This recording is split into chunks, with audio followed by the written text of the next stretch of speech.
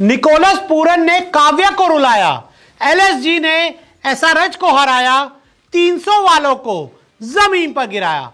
तो भाई साहब आईपीएल में विरोधी टीमों के लिए काल बन चुकी सनराइजर हैदराबाद को लखनऊ सुपर जायंट्स के हाथों अपने ही घर हैदराबाद में शर्मनाक हार का सामना करना पड़ा। और जो टीम 300 बनाने की बातें करती थी वो 200 भी नहीं बना पाई। और उसके बाद जब विरोधी टीम लखनऊ सुपर जायंट्स 191 के टारगेट को चेस करने आई तो भाई साहब 191 तो ऐसा लग रहा था कि भाई साहब बुक क्रिकेट चल रहा है। हर बॉल पे या तो छक्का आ रहा था या तो चौका आ रहा था। और लखनऊ सुपर जायंट्स की तरफ से सबसे बड़ा धमाका किया कैरिबियाई बल्लेबाज निकोलस पूरन ने। और जैसे जैसे निकोलस पूरन के बल्ले से छक्का आता जा रहा था, स्टैंड्स में बैठी सनराइजर हैदराबाद की जो ओनर हैं काव्या मारन, उनका जो चेहरा था वो मुरझाता जा रहा था। या फिर यूं कहे कि बस उनकी आंखों से आंसू ही नहीं आए। वरना अगर आप इन तस्वीरों को देखें काव्या मारन की, कि देखिए एक समय ऐसा था जब एसआरएच की तरफ से ट्रेविस हेड बैटिंग कर रहे थे तो बहुत खुश नजर आ रही थी, काफी एक्साइटेड नजर आ रही थी। लेकिन जब निकोलस पूरन ने बड़े बड़े छक्के मारने शुरू करे तो काव्या मारन कुछ नहीं कह पाई। और अपना जो चेहरा था, उनका चेहरा ये बयां कर रहा है कि उन्होंने शायद उम्मीद नहीं की थी कि एलएसजी हैदराबाद आएगी और एसआरएच को इतनी बुरी तरह से उड़ाकर चली जाएगी। और एक बार फिर बता दें, निकोलस पूरन ही थे जिन्होंने सनराइजर हैदराबाद को इस मैच में खत्म कर दिया। कैसे, मैं आपको बताता हूं। तो देखिए निकोलस पूरन की हम बात करें, 26 गेंदों पर, सिर्फ 26 गेंदों पर पूरन ने 70 रन की तूफानी पारी खेली। और इस पारी में पूरन ने 6 चौके और 6 गगनचुंबी छक्के लगाए, यानी कि 12 बार उन्होंने गेंद को सीधे बाउंड्री पार कराया। और 60 रन तो उन्होंने सिर्फ 12 गेंदों में ही बना दिए। 6 छक्के 36 रन और 6 चौके 24 रन, टोटल कर लेना 12 गेंदों में 60 रन। 269.23 की ताबड़तोड़ स्ट्राइक रेट से रन बनाए, यानी कि लगभग 270 की स्ट्राइक रेट से पूरन ने रन बनाए।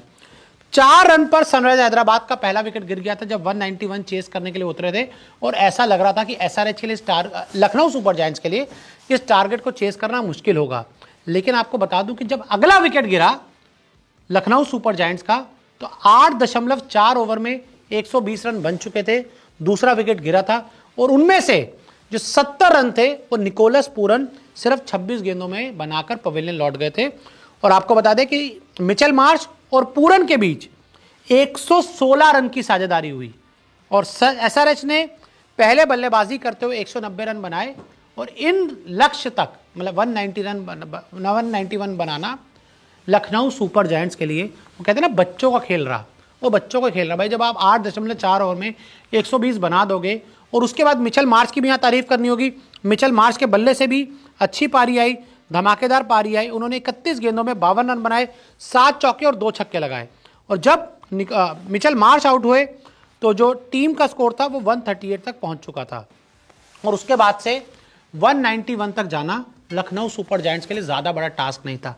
लेकिन यहां पर बार बार मैं यही कहूंगा कि इस मैच में अगर किसी प्लेयर ने डिफरेंस लाया तो वो निकोलस पूरन थे। और काव्या मारन इस बात को अच्छी तरह जानती थी, तभी तो जैसे जैसे पूरन छक्के मारते जा रहे थे उनके जो चेहरे के हाव भाव थे वो और खराब होते जा रहे थे। और आखिर में तो एक समय ऐसा आ गया था कि वो कुछ भी नहीं बोल पा रही थी और एकदम गुमसुम टाइप की स्टैंड्स में हमें बैठी हुई नजर आई। हालांकि आप नहीं एक्सपेक्ट कर रहे थे कि सनराइजर हैदराबाद, जिसको कहा जा रहा था कि मैदान पर आएंगे और भाई साहब अपने घर में तो इस बार 300 जरूर लगाएंगे, लेकिन ना ऊपर से अभिषेक शर्मा चले, ना ईशान किशन के रन आए। वहीं पर मुझे लगता है कि सनराइजर हैदराबाद का जो खेल था ना खराब हो गया। बाकी कोशिश की गई ट्रेविस हेड की तरफ से भी, और थोड़े नीतीश रेड्डी भी आए, सब ने कोशिश की, लेकिन वो इम्पैक्ट नहीं डाल पाए जो दूसरी पारी में पूरन ने डाल दिया। और पूरन ने हैदराबाद वालों का चूरन बना दिया, मार मार के पूरी तरह से चूरन बना दिया। और मैं आपको बता रहा हूं कि पिछले 3-4 सालों में T20 क्रिकेट में अगर सबसे कोई बड़ा बल्लेबाज है तो वो निकोलस पूरन है, कि जब भी मैदान पर आता है बड़ा धमाका करके जाता है। और आईपीएल 2025 का सबसे बड़ा धमाका यही है कि लखनऊ सुपर जायंट्स का हैदराबाद जाना और एसआरएच को हराना नहीं, बुरा उड़ाना।